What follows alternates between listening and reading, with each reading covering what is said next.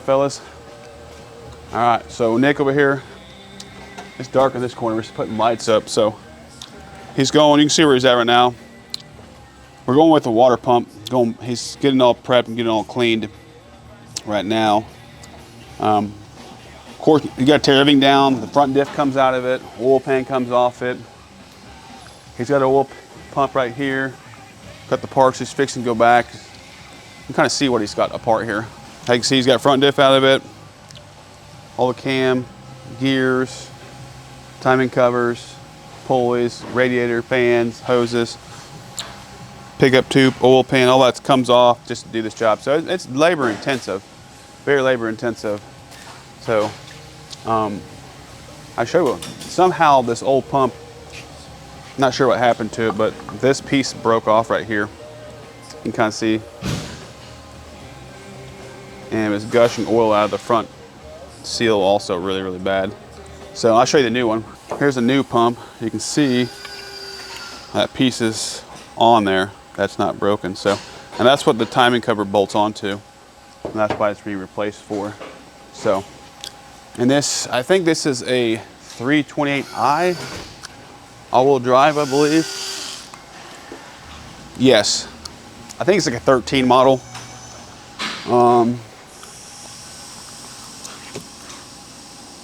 It's a 2015. The timing chain broke on it, and the piston collided with the valves. So, a very costly repair. The car is pretty much done. I mean, it's so expensive to fix this vehicle and what it's worth. It's like 130-something thousand miles on it.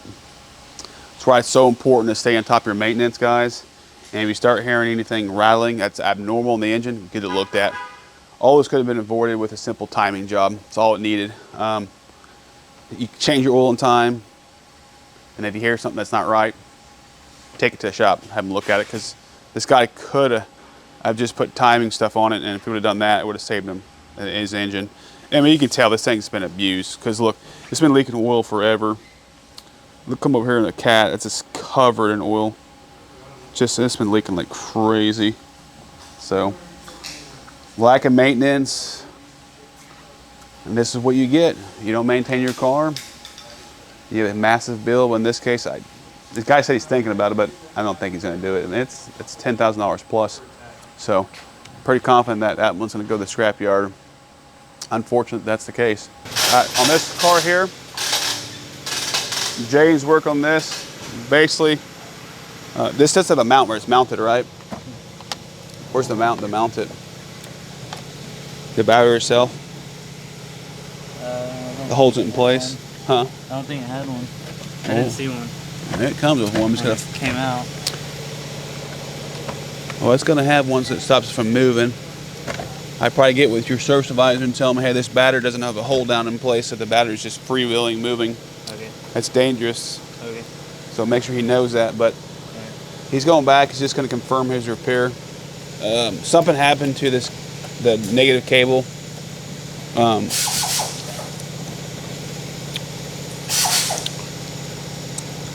You have to use an open wrench on that one, okay? Okay. Unless you want to swap it. Let's see if we can swap this. Yeah, if we can swap it, it's no big deal. Here's a line. Things on there now, boys. There we go.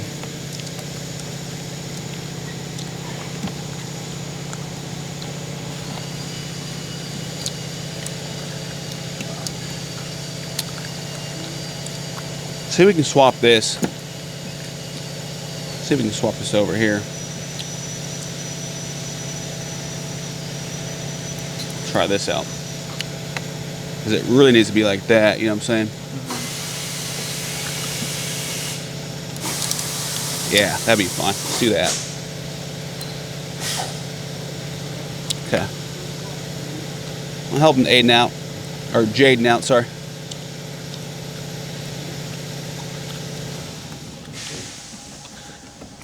Okay, there you go. Cool. I like to tap these on with a little, like a socket and a hammer too. Yeah. To fully seat them.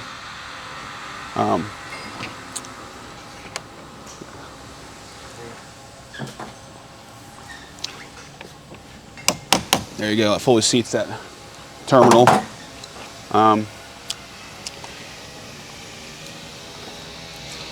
You leave that up like so. It's really tight, so I don't like that really, to be honest with you.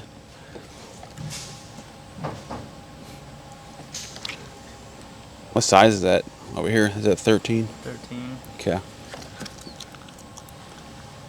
That's why I don't like this thing moving around, because this thing doesn't have a lot of... Okay, tighten up. That should fold over and make sure it sucks it in. Okay. All right. Sound good? The Yeah, let them know that. Don't forget to tie this one up too, because yeah. make sure it squishes down. You can't move them, okay, bud? Okay. I'm not sure what this is. Somebody said aftermarket. So, Alrighty. sound good, bud? Yep. Sam's working in the dark right now. Well, this is a chore. I'm gonna show you what we're in here. So, all this for a dipstick tube, by the way. All this work you're seeing is for a dipstick tube, no joke. So, you literally have to pull off the pan, because the dipstick tube broke off in the block. To get it out, you knock it out from the bottom, pull the front diff, and pull off the exhaust manifold on the passenger side, and the intake to support the motor. So, manifold must be in the car still, I'm assuming. Yeah. So yeah, he's got his hands full. I don't want to, he's on the bottom, dude. See, he's got it supported. All this, like I said, for this dipstick tube that was broken. And this section here, which broke off in the actual block, you pull off the pan to get this out of there. And then to get the tube out, yeah, take the exhaust manifold off. Take the exhaust manifold off, engine mounts come out. Engine's gotta be supported. I mean, and he's in the dark because the lights. So we'll leave him alone. There's nothing worse than you guys got a tough job already and I'm over here messing with him. I'm looking at this Q7. This Q7's been a pain in their butt here. I'm gonna move it forward real fast. All right, let's go see how Kevin's doing here. Ooh, he's going back with the motor. You make sure that converter was locked back in? I did. Okay. All right, so you need Dave to come help you out? Oh, He's free. Hands wouldn't hurt. Okay, I'm gonna go get Dave to help you out since he's kind of free. Cool. All right, we'll let him be. I don't like to disrupt my guys when they're doing something like this. But he's going back with the engine, all looking good. You turned the motor over nice and smooth? I did. Everyone's looking fine? Okay. All right, let me get David to give him a hand real quick so we can get the stab so he can get back to business. Hey, Dave, will you please give him a quick hand? He's stabbing the engine back. Will you just assist him, please? Yeah. Thanks, bud. Yes, sir, got it. All right. We're doing a water pump on this Jeep. It's a 2020 Jeep, okay? 100, man, I don't want to lie to you. Let's check. I don't know exactly the mile. I think it's 120, but let's check. I don't want to lie to you. This Jeep has 115,000 miles on it, less than I thought. So we've had to put a transfer case in it. And now we're putting in a water pump because we did a multi-point inspection. It's leaking coolant. We're see if we can take a look at it. So 115,000 miles, a transfer case already got put in it. We can show you what it looks like. It's already been installed, but we drained the fluid on it. It had a bunch of codes for it, and then the fluid was just full of metal. So we got a new one from Mopar, and then Jaden's over here. You can kind of see all this pink stuff here, this coolant. It's dried up. And come over here, I'll show you also. All this pink stuff here. If you follow it up, it goes right to the water pump, so, which is right above it right there. Check these spots, I'll show you. So this is the water pump right there. And you can see all this pink is leaking out of that weep hole. He's gonna take care of that. But there, it goes to show you, these newer cars break down faster and they cost more to repair. So surprisingly, this pump wasn't crazy from Dodge.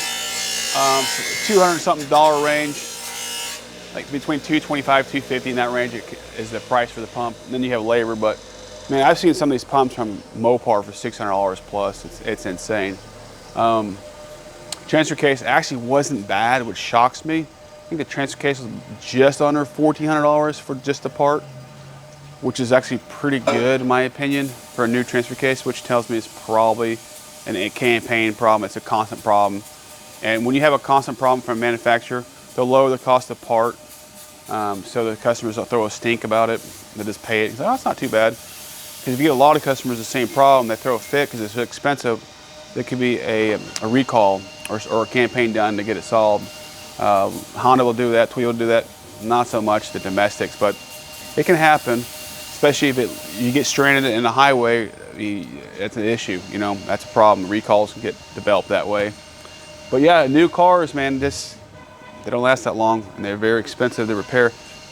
And the newer, especially 2020 newer, they're throwaway cars. Almost every manufacturer today, almost everybody is a throwaway car after 100, I'll say 50,000 miles. It's getting to that point where it's not everybody, but it's really close. The repairs are so costly, and they break early. So, till next time, see ya.